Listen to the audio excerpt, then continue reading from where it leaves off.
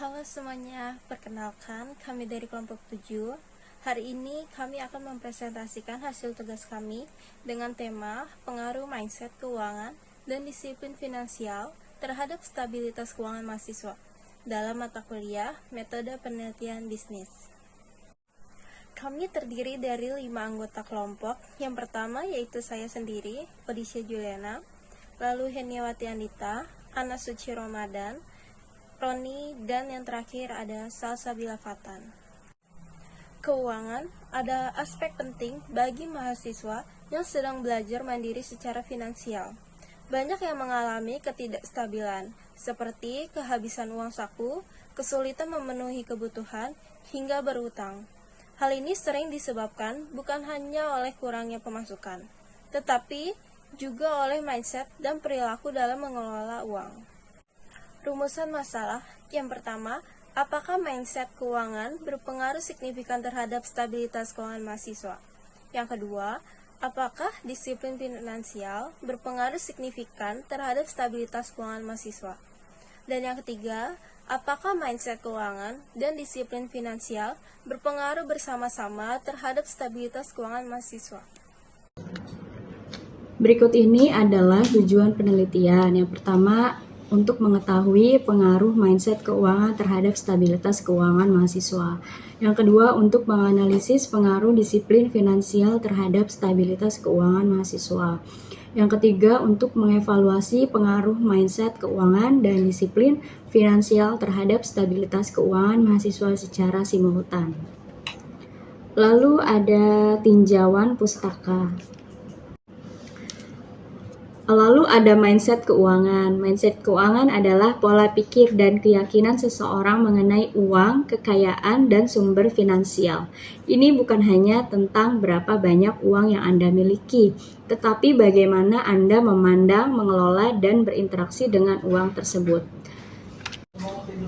Mindset keuangan yang positif dan sehat sangat krusial untuk mencapai stabilitas dan kebebasan finansial, terancam oleh kesuksesan orang lain.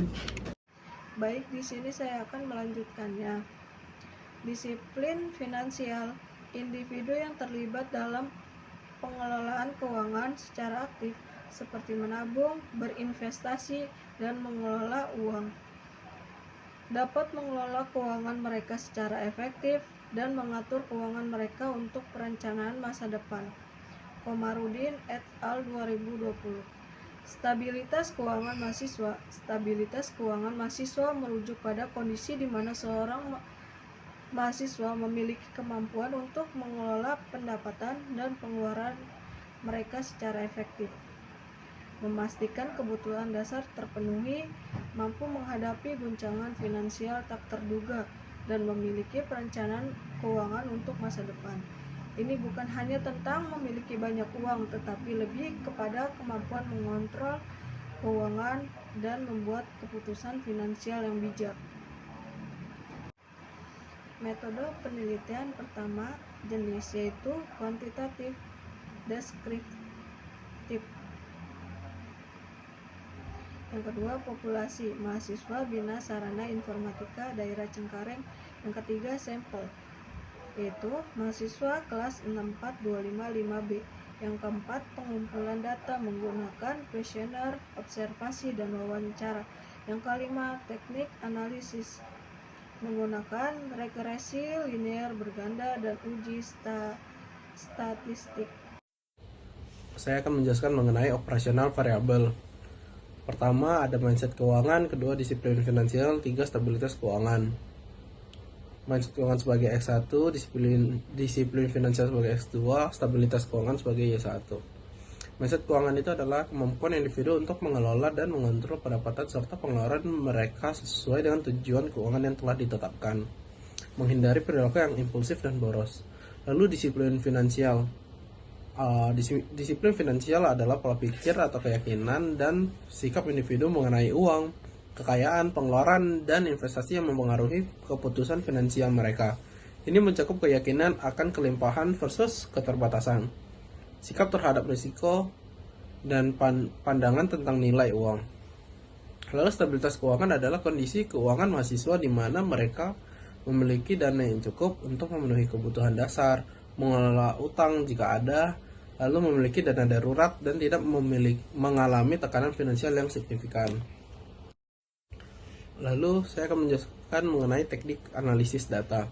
Yang pertama ada uji validitas. Validitas mengukur sejauh mana instrumen kuesioner benar-benar mengukur apa yang ingin diukur. Metode yang kita pakai yaitu adalah korelasi person atau product moment. Langkah-langkahnya itu yang pertama, setiap item atau pertanyaan diuji korelasinya dengan total skor dari skala yang diukur.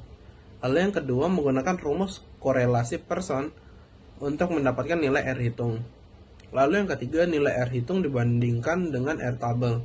Biasanya DF itu sama dengan N kurang 2. N itu adalah jumlah responden, lalu signifikan 5% atau 0,05.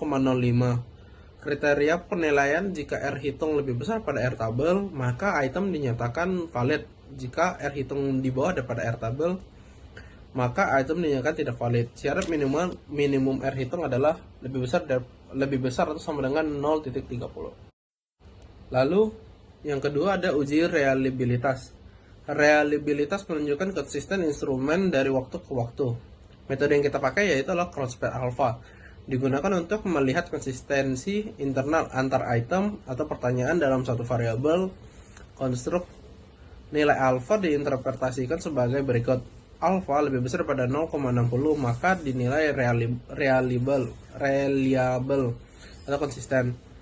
Alpha lebih kecil daripada 0,60 maka dianggap tidak reliable atau tidak konsisten. Langkah-langkah yang digunakan, yang pertama gunakan software statistik, misalnya SPSS untuk menghitung Cronspert alpha.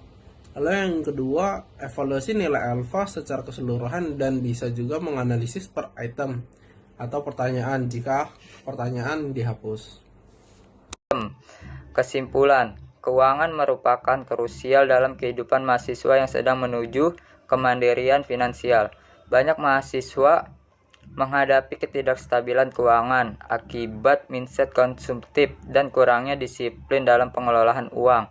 Mindset keuangan yang positif dan kedisiplinan finansial berperan penting dalam menciptakan stabilitas keuangan yang berdampak pada kesejahteraan akademik dan mental mahasiswa. Rendahnya literasi keuangan di kalangan usia muda menambah urgensi edukasi finansial. Oleh karena itu, penelitian mengenai pengaruh mindset dan disiplin finansial terhadap stabilitas keuangan mahasiswa penting dilakukan guna meningkatkan literasi dan kesiapan keuangan generasi muda. Sekian presentasi dari kelompok kami, kurang lebihnya mohon maaf. Wassalamualaikum warahmatullahi wabarakatuh.